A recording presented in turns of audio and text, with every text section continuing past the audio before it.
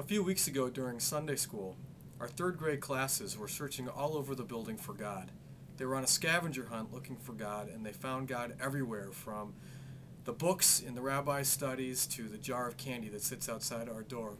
Of course, they found God in the sanctuary and everywhere in between. In this week's Torah portion, Vayakhel, in the book of Exodus, we continue with the building of the tabernacle.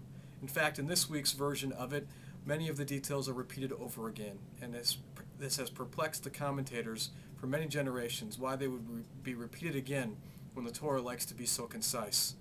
I think the feeling is that the building of the tabernacle must be perfect, because that is indeed where tradition taught us that God dwelled with the Israelites when in the desert.